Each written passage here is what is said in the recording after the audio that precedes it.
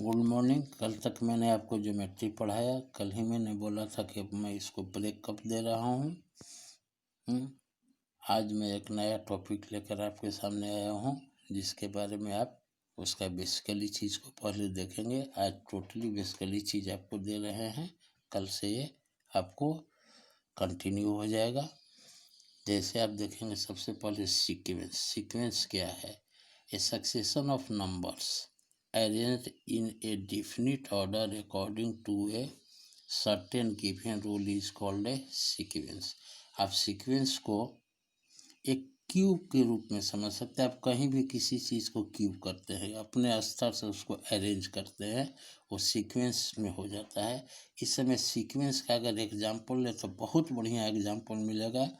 ये आपको social distancing का, इसमें एक रूल्स दिया गया है कि आप कम से कम 1 मीटर की दूरी पर रहेंगे। इसको आप एक सीक्वेंस के रूप में ले सकते हैं, सोशल डिस्टेंसिंग का एग्जाम्पल। वैसे मैंने एग्जाम्पल दिया है, जैसे पहला एग्जाम्पल पेश किए 3, 5, 7, 9, 11, 13। ये एक सीक्वेंस का फॉर्म है। इसका जो रूल्स लागू किया गया है वो रूल्स ये है कि Tn equal to 2n+1, where n equal to 1 2 3 4 5 6 so on। आप जब भी n की जगह पर 1 सब्स्टिट्यूट करते हैं 3 मिलेगा, n के जगह पर 2 सब्स्टिट्यूट करेंगे 5 मिलेगा, n के जगह पर 3 सब्स्टिट्यूट करेंगे 7 मिलेगा, so on। इस तरीके से आगे चलता जाएगा। दूसरा का एग्जाम्पल -1/6, 1/6, 1/2, 5/6। ये भी इस सीक्वेंस के फॉर्म में है। इसका आपका जो रूल्स है, जो पैटर्न है वो देखें। Tn इक्वल टू 1/6 2n-3 पर लिया गया है, इसी का ये फॉलो कर रहा है। Where n equal to 1 2 3 4 so on। आप जो भी n के जगह पर 1 सब्स्टिट्यूट करिएगा आपको -1/6 प्राप्त होगा, n के जगह पर 2 तो आप 1/6 को प्राप्त करेंगे, n के जगह पर 3 तो 1/2 मिलेगा, so on। इसी तरीके से सीक्वेंस के रूप में हो जाएगा। अब हम देखते हैं सीरीज। तो इस सीक्वेंस के जो हम ऐड करके लिखते हैं एडिंग फॉर्म में, वही सीरीज बन जाता है। स्पष्ट लिखा हुआ भी है कि by adding the terms of sequence we get series. जैसे फर्स्ट एग्जांपल का सीक्वेंस देखिए, उसको एडिशन के फॉर्म में लिखे हैं।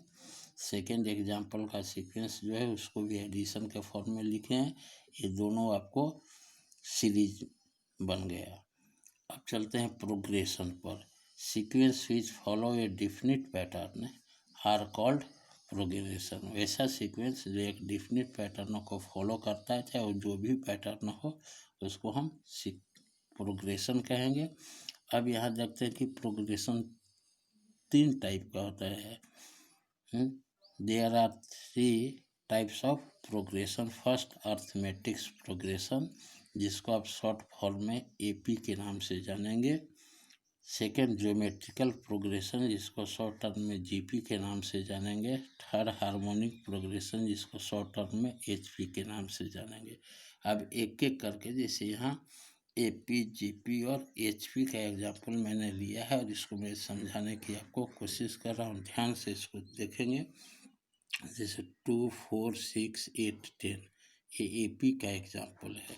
अब यहाँ अगर T1 को हम 2 लें, TT को 4 लें, T3 6, T4 8, T5 10। अब यहाँ देखें तो अगर T2 में से T1 को सब्ट्रैक्ट कर रहे हैं, T2 माइनस T1, देखिए आपको 4 माइनस 2 2 मिला। T3 माइनस T2 6 माइनस 4 2 आया। यानी आप अगर प्रीसीडिंग नंबर में से डिफरेंस को लेते जा रहे हैं तो सबका डिफरेंस सेम मिलते जा रहा है। इसको हम कॉमन डिफरेंस के नाम से जानेंगे, जिसको D से डिनोट करते हैं, 2 है। अब इस पर एक निगाह देखें कि अगर T1 को हम A लेते हैं तो A कितना मिला हमें 2, और T2 कितना है 4। हम T2 को T1 प्लस D के रूप में लिख सकते हैं, यानी T1 हमें कितना है 2 और कॉमन डिफरेंस भी कितना है 2, तो 2 + 2 यानी 4 मिल जा रहा है। अब इसको T2 को हम T1 को A माने हुए तो T2 को A प्लस D लिखा जा सकता है। अब T3 देखें तो T3 के हमें पिछल का टर्म यानी T2 में कॉमन डिफरेंस को ऐड करना है। तो T2 प्लस डी यानी T2 कितना है 4 प्लस डी कितना है 2 यानी 6 हमें मिल रहा है। अब T2 को देखें तो यहाँ T2 कितना है a प्लस डी, तो T2 के जगह पर a प्लस डी और प्लस डी यानी a plus 2d, a plus 2d यानी T3 के a प्लस 2d हम लिख सकते हैं। Similarly T4 a plus 3d, T5 a plus 4d so on. यानी AP में जब हम लिखेंगे तो first term as well as रहेगा, सेकेंड टर्म में अगर कॉमन डिफरेंस को जोड़ेंगे तो सेकेंड टर्म मिलेगा। थर्ड टर्म के लिए फर्स्ट टर्म में अगर 2d को ऐड करते हैं तो थर्ड टर्म मिलेगा। फोर्थ टर्म में अगर 3d को फर्स्ट टर्म में ऐड करते हैं तो फोर्थ टर्म में इसी तरीके से इसका ये आगे बढ़ता जाएगा। अब 2, 6, 18, 54 EGP का एग्जाम्पल है। इसको इस तरीके से आप देखें कि T1 2, T2 6, T3 18, T4 54। अब यहाँ देख अर्थमेटिक प्रोग्रेशन में कॉमन डिफरेंस होता है और इसमें कॉमन रेशियो होता है, यानी रेशियो प्रीसीडिंग टर्म से लिया जाता है। यानी T2 अपॉन T1 6/2 यानी 3, T3 अपॉन T2 18/6 यानी 3, T4 upon T3 54/18 equal to 3। यानी यहाँ देखा जाए तो सबका डिफरेंस सेम मिल रहा है। तो ये डिफरेंस को कॉमन रेशियो कहा जाता है, जिसको R से हम डिनोट करते हैं। AP में कॉमन डिफरेंस होता है, GP में कॉमन रेशियो होता है। जैसे इसको इस तरीके से आप देखें कि T1 को अगर A हम माने तो A इक्वल टू कितना हो गया 2, T2 कितना हो गया 6।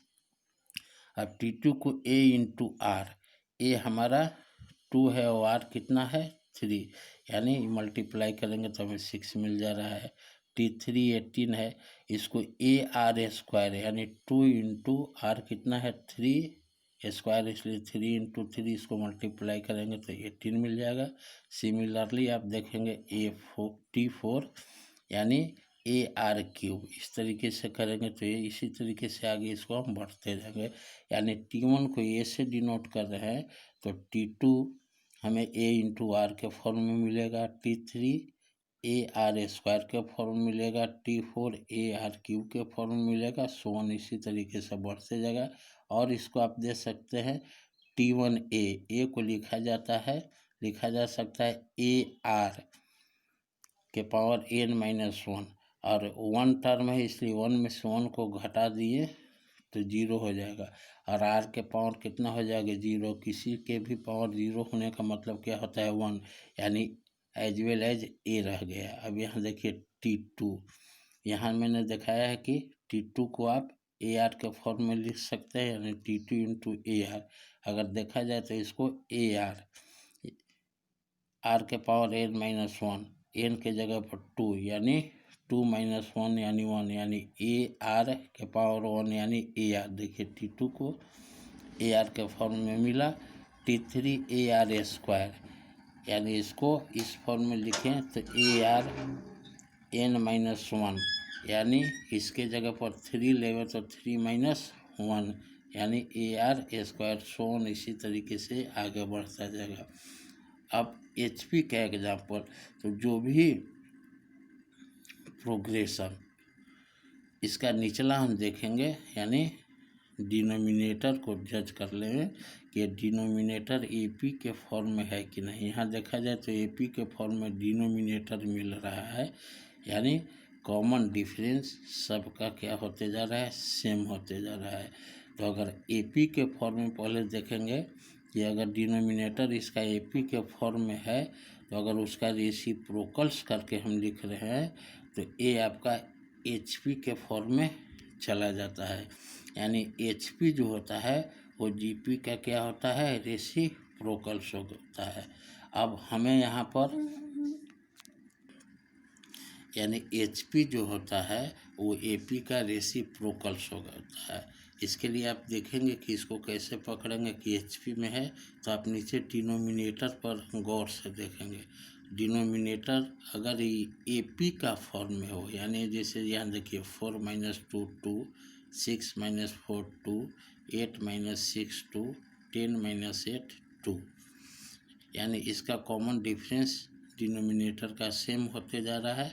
तो आप अगर ये रेसिप्रोकल्स के रूप में लिखा हुआ है सब, तो आप समझेंगे कि वो एचपी में है, यानी सीधे सीधे आप समझे कि एपी का रेसिप्रोकल्स एचपी होता है। इसलिए आप ध्यान देंगे किस चीज़ पर, डिनोमिनेटर पर, कि इसका डिनोमिनेटर एपी में है कि नहीं।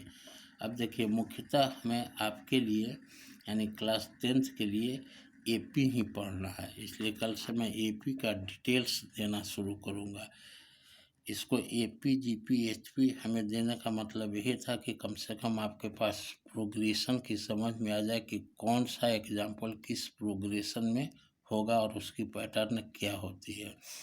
बच्चे आप इस वीडियो को कंटिन्यू रखेंगे, कहीं छूटे नहीं, चूँकि ये स्टार्टिंग है। अगर स्टार्टिंग से ही आप छोड़ना चाहेंगे तो समझ में आएगा नहीं। हम कोशिश करेंगे आपको कि हद तक समझा दें यहीं पर, ताकि आपकी आवश्यकताओं जो भी आपका कन्फ्यूजन हो दूर हो जाए। अगर इसके बावजूद भी आप कन्फ्यूज कर रहे होंगे तो आप कांटेक्ट बनाएंगे। देखिए मैं आपको पर डे मॉनिटरिंग करता हूँ, आप ये मत सोचिएगा कि मैं वीडियो देख करके और चुप बैठ जाता हूँ।